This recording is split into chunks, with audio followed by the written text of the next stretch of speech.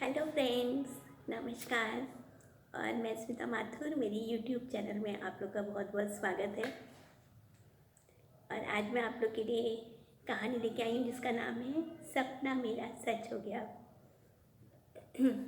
तो इसके पहले पार्ट में देखा था हमने कि एक बहुत ही भोली सी प्यारी सी बच्ची है जो बचपन से ही जिसको माँ शारदा का वरदान प्राप्त है।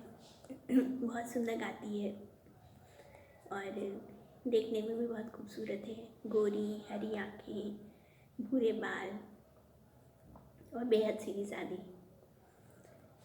तो बहुत ही सात्विक परिवार में उसका जन्म होता है, जहाँ पे उसकी माँ जो रहती है वो बहुत ही मृदुभाषी, बहुत ही प्यार करने वाली होती है।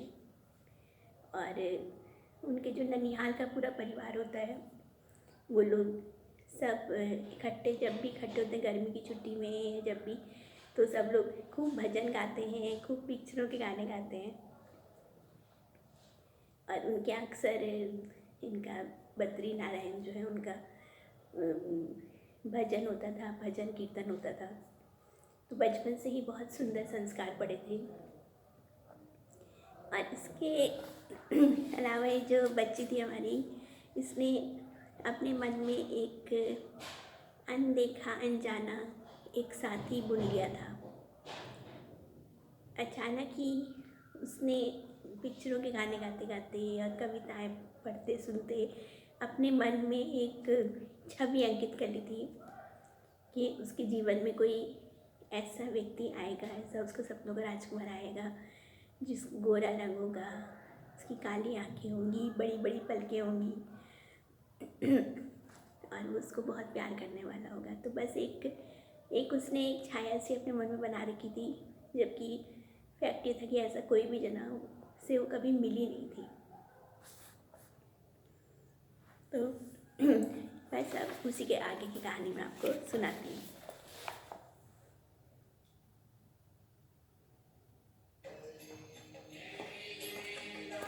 सबसे न्यारी न्यारी हरी हरी, सबसे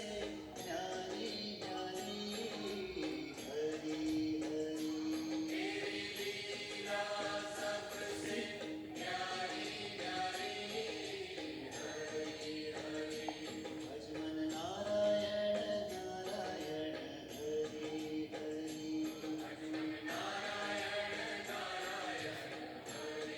हरि जय जय नारायण नारायण हरि हरि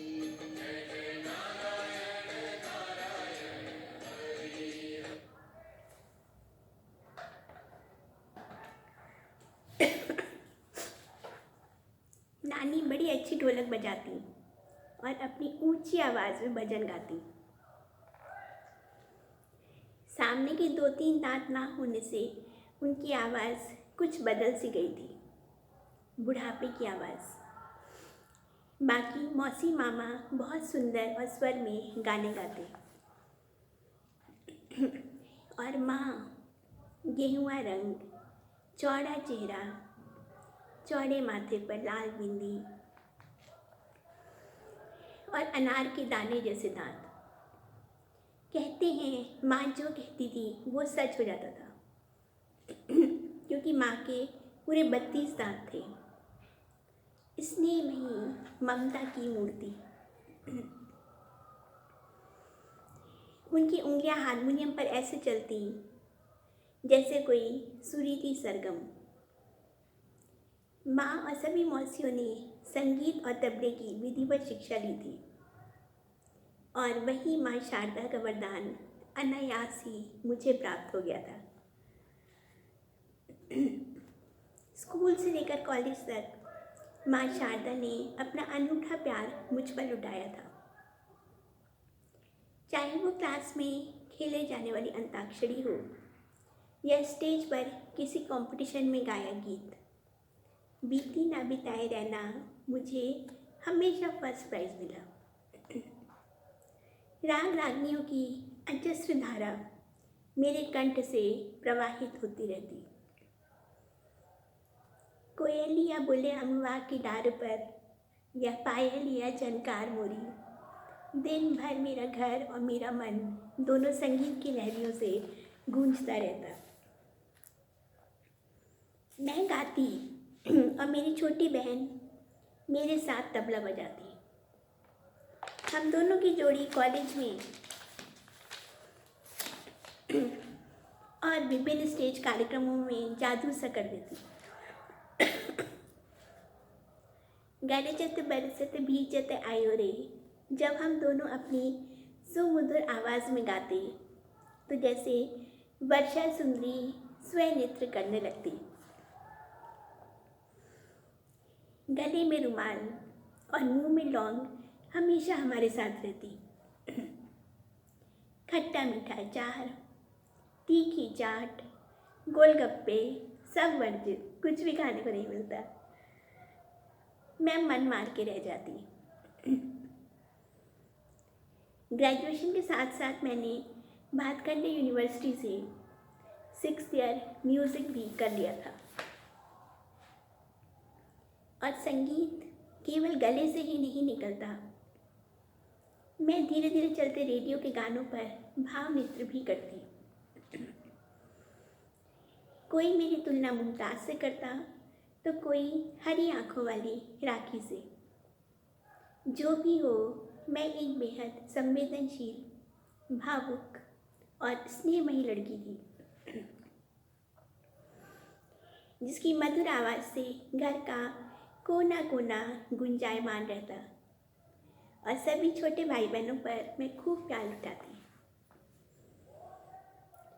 लेकिन संगीत की इस दुनिया के साथ साथ कल्पना और भावों की एक रंग भरी दुनिया भी तो चलती है। वर्षा की रिमझिम फुहारों में, सावन के झूलों में, खिलते फूलों में मुझे अपना अनदेखा अलबेला प्रीतम दिखता। महादेवी के समान मैंने भी अपनी कल्पना का एक राजकुमार रच लिया था। वही मेरे सपनों में, मेरे ख्वाबों में आता। गोरा चेहरा, काले घुंघराले बाल, बड़ी बड़ी काली आँखें, बंके मूंछें और चौड़े कंधे। वो कंधे जिन पर मैं सिर टिकाकर घंटों अपनी कल्पना में सोई रहती। हमारी रूढ़िवादी समाज में ऐसे तो लड़कों से मिलने की पूर्ण मनाही थी। ना आप उनसे बात कर सकते थे और ना कोई चिट्ठी पत्री एक्सचेंज कर सकते थे। शुरू से गर्ल्स स्कूल और कॉलेज में पढ़ी मैं, अतः मेरे रूमानी मन ने एक अनजाने प्रीतम की रचना कर ली थी, जो मेरे साथ सोता, मेरे साथ जगता और मेरे साथ गुनगुनाता। जीवन से भरा, प्यार से भरा। बोले रे पपी हरा और पी कहाँ पिया पिया बोले रे में मुझे वही मुस्कुराता दिखता। मेरे एमए करते ही घर में मेरी शादी की चर्चाएं शुरू हो गई थी, लेकिन मुझे तो अभी और पढ़ना था। अपने सब्जेक्ट में पीएचडी करनी थी। लेकिन पापा ने बीएड में एडमिशन करा दिया। कम से कम ज़रूरत पड़ने पर लड़की नौकरी तो कर सकती है। कई जगह से बातें चलने लगी। पापा अक्सर मेरा बायोडेटा और साड़ी पहने एक फ़ोटो डाक के लिफाफे में रखकर भेजते। घंटों बैठकर लड़के वालों को चिट्ठियाँ लिखी जाती। माँ के ममतामय आंचल को छोड़कर क्यों जाना पड़ेगा, मेरा मन इस बात को कभी स्वीकार नहीं करता। और फिर एक रात हमारी सवारी चली झांसी की ट्रेन में। हम दोनों बहनें, मम्मी पापा और बीच वाले मामा जी। बीच वाले मामा जी रिश्ते जोड़ने में बड़े उस्ताद थे और पापा को रोज़ नए नए रिश्ते बताते रहते। हल्की फिरोजी साड़ी पहनकर ही मैं उनके घर गई थी। उनकी माँ भाभीयों ने मुझे घेर लिया था। लज्जा के मारे आंखें ऊपर ही नहीं उठती थी। और तभी वेलकम पवन की आवाज़ से मेरी पलकें ऊपर उठी और मेरा दिल धक से रह गया। अरे वही गोरा चेहरा, काले घुंघराले बाल, बड़ी बड़ी भावुक आंखें, बंकी मूछें और चौड़े कंधे, हरी टी शर्ट और ब्लैक पैंट। बड़े स्मार्टली आकर उसने मामा जी से हाथ मिलाया था। मेरी आंखें विस्फारित सी देखती रह गईं। मेरे सपनों का राजकुमार, मेरा अनदेखा अलमीरा प्रीतम मेरे सामने था, जिसे मैंने सिर्फ कल्पना में ही देखा था। शायद यही पावर ऑफ अट्रैक्शन भी है। उसी बंकी मुस्कुराहट के साथ वो मुझे देख रहा था। और उसके बाद जब मेरी पलकें झुकी, फिर उठ ना सकी।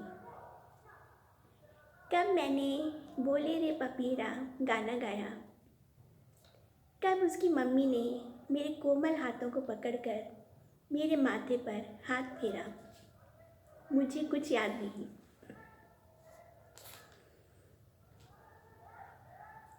हम आपको अपने घर के बड़ों से बातचीत करके खबर करते हैं, उसकी मम्मी और भाभीयों ने बोला।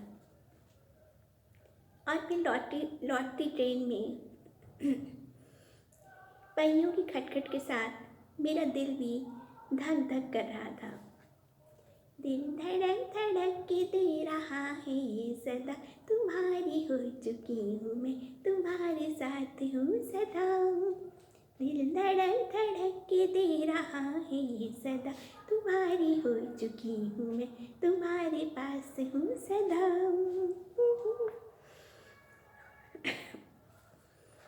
हे ईश्वर, ऐसा कैसे हो सकता है? क्या मेरा सपना सच हो गया था? क्या मेरा सपनों का राजकुमार मुझे मिल गया था? उनके उत्तर की प्रतीक्षा थी। मैंने कितने देवी देवताओं के सामने सर झुकाया। जगदम्बा भवानी, सीता मैया, श्री विष्णु, श्री बद्रीनाथ, श्री केदारनाथ। लौटने के बाद लंबी यात्रा पर निकले हम। हर मंदिर में भगवान से मांगती, हे देवी माँ, मुझे मेरे प्रीतम से मिलवा दीजिए। हे कैलाशपति, हे विष्णुदेव, मुझे मेरे सपनों के राजकुमार से मिलवा दीजिए। सोते सोते मेरी आंखों से आंसू छलकने लगते, मन व्याकुल रहता, उस अनजाने प्रीतम से मिलने को बेताब। और जब 1 महीने की लंबी यात्रा के बाद हम घर पहुँचे, घर के दरवाजे पर एक टेलीग्राम फड़फड़ा रहा था। Coming for engagement on 30th July. Coming for engagement on 30th जुलाई। मैं बावरी सी हो गई। और सगाई के बाद जब मेरे प्रीतम ने, मेरे सपनों के राजकुमार ने सबसे छुपकर मुझे अपनी मजबूत बाहों में धीरे से बांध लिया था, मैं जैसे लाखों सपनों के बोझ से लदी उसके सीने पर अपना सिर रखकर कहीं खो गई थी। सच में सपना मेरा सच हो गया था। आज वही राजकुमार मेरा सच्चा जीवन साथी है, जिसने सुख में दुख में आजीवन मेरा साथ निभाया है। हे देवी माँ, मैं कितनी सौभाग्यशालिनी हूँ। तो बस मेरी कहानी यहीं समाप्त होती है। और आपने देखा कि कैसे मेरी कहानी की नायिका कितनी भोली थी और उसने बचपन से सपना देखा था अपने गीतों में अक्सर लड़कियां एक काल्पनिक राजकुमार बना लेती थी। तो उसने एक काल्पनिक राजकुमार बना लिया था और उसी की कल्पना करती रहती थी। बस 1 मिनट और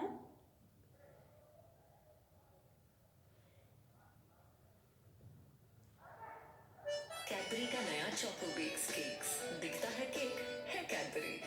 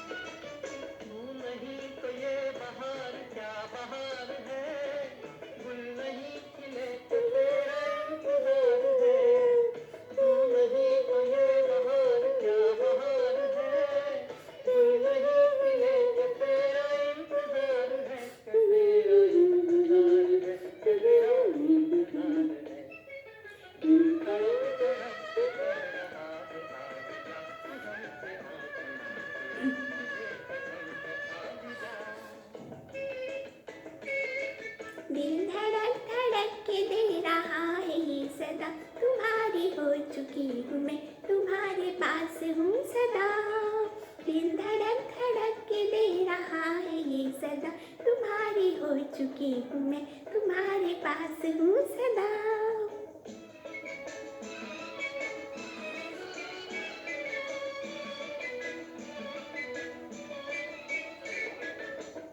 मेरी जिंदगी का ये श्रृंगार है, जी रही हूँ मैं कि मुझको तुमसे प्यार है। तुमसे मेरी जिंदगी का ये श्रृंगार है, जी रही हूँ मैं कि मुझको तुमसे प्यार है, कि मुझको तुमसे प्यार है, कि मुझको तुमसे प्यार है।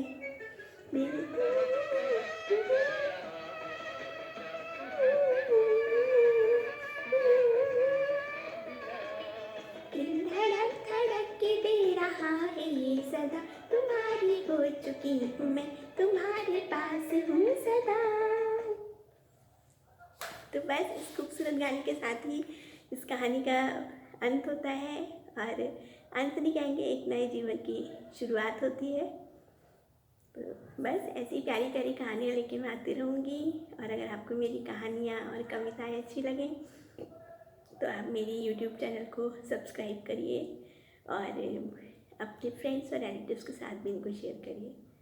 चलिए, okay, bye, see you, all the best.